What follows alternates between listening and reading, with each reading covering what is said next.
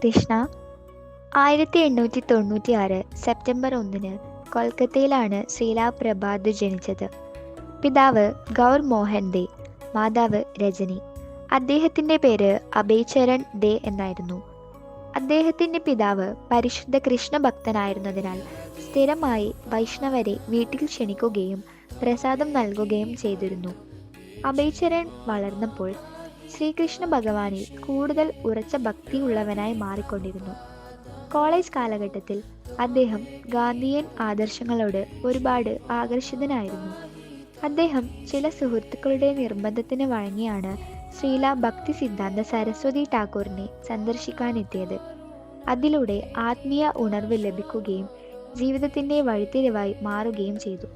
ശ്രീല ഭക്തി സിദ്ധാന്ത സരസ്വതി ടാക്കൂർ പ്രഭ്വാജിയെ ആദ്യമായി കണ്ടപ്പോൾ തന്നെ പറഞ്ഞു, നിങ്ങൾ വിദ്യാസമ്പന്നരായ ചെറുപ്പക്കാരാണ്, എന്തുകൊണ്ട് ചൈതന്യ മഹാപ്രഭുവിൻ്റെ സന്ദേശങ്ങൾ ലോകമെമ്പാടും പ്രചരിക്കുന്നില്ല? അപ്പോൾ പ്രഭ്വാജി പറഞ്ഞു, ആദ്യം ഇന്ത്യ സ്വതന്ത്രമാകണം. ഇന്ത്യ ബ്രിട്ടീഷ് ഭരണത്തിൽ കീഴിലാണെങ്കിൽ എങ്ങനെ ഇന്ത്യയുടെ സംസ്കാരം പ്രചരിപ്പിക്കുവാനാണ്? ഇതിനു മറുപടിയായി ഭക്തി സിദ്ധാന്ത സരസ്വതി ടാക്കൂർ പറഞ്ഞു, ഇന്ത്യ ആര് ഭരിച്ചാലും നമ്മൾ അനുഭവിക്കുന്ന അടിമത്വത്തിന് അധികം മാറ്റം വരാൻ പോകുന്നില്ല. ഏറ്റവും അമൂല്യമായത് കൃഷ്ണാവബോധമാണ്. അത് പ്രചരിപ്പിക്കുന്നതിന് ഭൗതിക തടസ്സങ്ങൾ നീങ്ങാൻ കാത്തിരിക്കേണ്ടതില്ല എന്നിങ്ങനെയുള്ള വാക്കുകളിലൂടെ ആശയങ്ങൾ മനസ്സിലാക്കുകയും തടസ്സവാദങ്ങളെക്കുറിച്ചുള്ള ചിന്തകൾ ഇല്ലാതാക്കുകയും ചെയ്തു. അതോടെ അദ്ദേഹം ഭക്തി സിദ്ധാന്ത സരസ്വതി ടാക്കൂറിനെ തൻ്റെ ആധ്യാത്മിക ഗുരുവായി സ്വീകരിച്ചു. ബിസിനസ് ആവശ്യങ്ങൾക്കു വേണ്ടി അലഹാബാദിലേക്ക് മാറി. അപ്പോഴേക്കും അദ്ദേഹം തൻ്റെ ഗുരുവുമായി ശക്തമായ ഒരു ബന്ധം സ്ഥാപിച്ചിരുന്നു. 1932 നവംബർ 21 അലഹാബാദിലെ ഗൗഡ്യ മഠത്തിൽ നിന്നും ദീക്ഷ സ്വീകരിച്ചു. ഒരു ഫാർമസ്യൂട്ടിക്കൽ വിൽപ്പനക്കാരൻ എന്ന നിലയിൽ ധാരാളം യാത്രയിലായതിനാൽ മറ്റു ശിഷ്യരിൽ നിന്നും വിപരീതമായി അദ്ദേഹം എത്തുന്ന സമയങ്ങളിൽ ഗുരുവുമായി ഒന്നിച്ച് സമയം ചെലവിടുന്നതിനും യാത്ര ചെയ്യുന്നതിനും കഴിഞ്ഞിരുന്നില്ല. 1939 അദ്ദേഹത്തിന് തൻ്റെ ഭക്തിപരമായ പാണ്ഡിത്യത്തിനുള്ള അംഗീകാരമായി ഗൗഡ്യ മഠത്തിൽ നിന്നും ഒരു ഭക്തി വേദാന്ത എന്ന ബഹുമതി ലഭിച്ചു. 1944 ഫെബ്രുവരിയിൽ അദ്ദേഹം ഒറ്റയ്ക്ക് ബാക്ക് ടു ഗോഡ് ഹെഡ് എന്ന ഇംഗ്ലീഷ് ദ്വൈവാരിക ആരംഭിച്ചു. 1950 കുടുംബജീവിതത്തിൽ നിന്നും വിരമിച്ച് വാനപ്രസ്ഥം സ്വീകരിച്ചു. 1953 May 16 the league of devotees എന്ന കേന്ദ്രം ഝാൻസിയിൽ സ്ഥാപിച്ചു. എന്നാൽ അവിടെ നിന്നും താമസം മാറേണ്ടി വന്നു.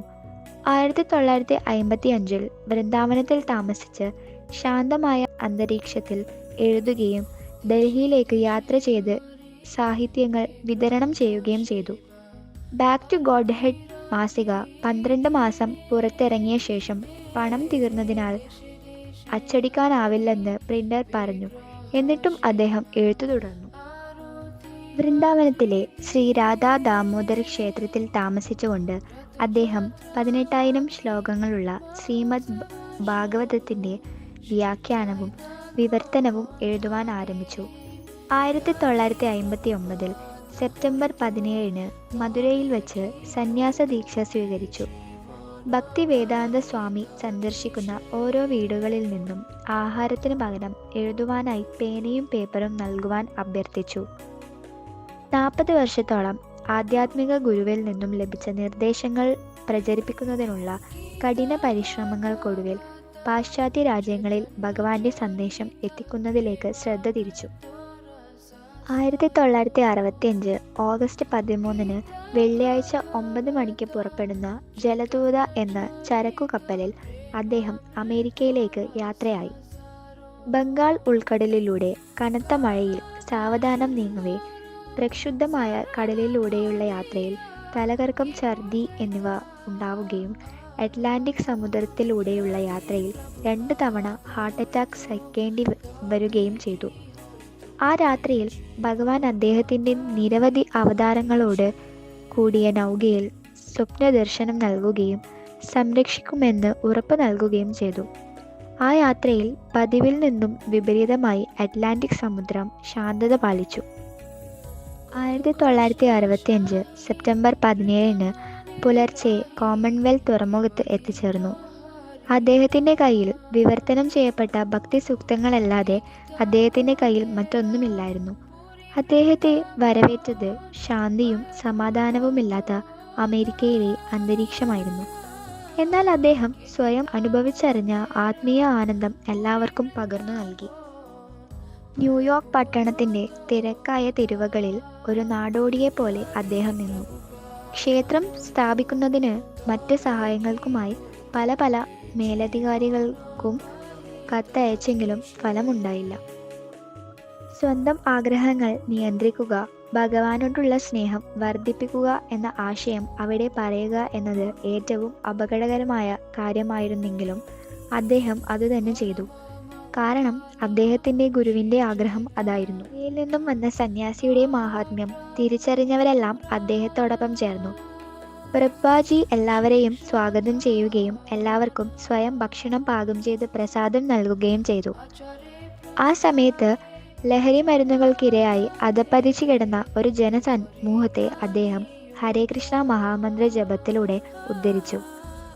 ജപവും സങ്കീർത്തനവും നൃത്തവും സമന്വയിപ്പിച്ച് അദ്ദേഹം തൻ്റെ ശിഷ്യർക്കൊപ്പം പ്രചരണം നടത്തി. തന്നെ കാണാൻ വരുന്ന എല്ലാവർക്കും വേണ്ടി സമയം മാറ്റിവെച്ചു.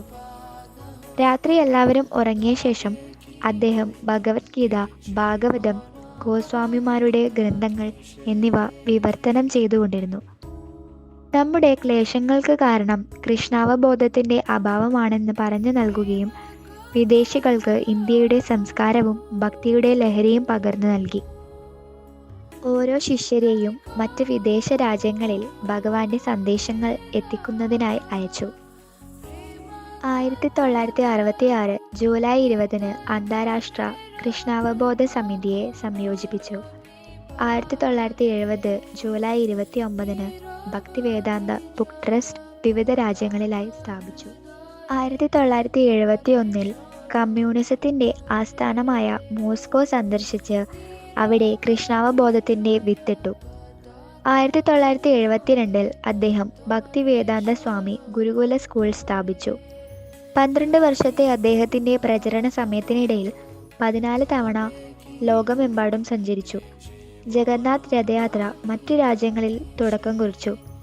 ലോകമെമ്പാടും 108 രാധാകൃഷ്ണ ക്ഷേത്രങ്ങൾ സ്ഥാപിച്ചു. 1975 ഏപ്രിൽ 20 അദ്ദേഹം ഭക്തിവേദാന്ത ഇൻസ്റ്റിറ്റ്യൂട്ടിൻ്റെ സയൻറ്റിഫിക് ബ്രാഞ്ച് സ്ഥാപിച്ചു. അതിൻ്റെ ലക്ഷ്യം ജീവൻ വരുന്നത് ജീവനിൽ നിന്നാണെന്നുള്ള സിദ്ധാന്തത്തെ തെളിയിക്കുക എന്നതായിരുന്നു.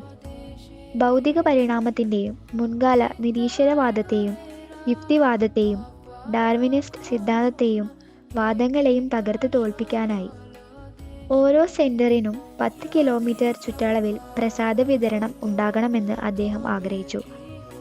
1977 നവംബർ 14 ശുക്ലപക്ഷത്തിലെ ചതുർത്ഥിയിൽ വൃന്ദാവനത്തിൽ വെച്ച് ഹരിനാമ സങ്കീർത്തനത്തിൽ ഏർപ്പെട്ടിരിക്കുന്ന ശിഷ്യരാൽ ചുറ്റപ്പെട്ടിരിക്കെ അദ്ദേഹം ശരീരം ഉപേക്ഷിച്ചു.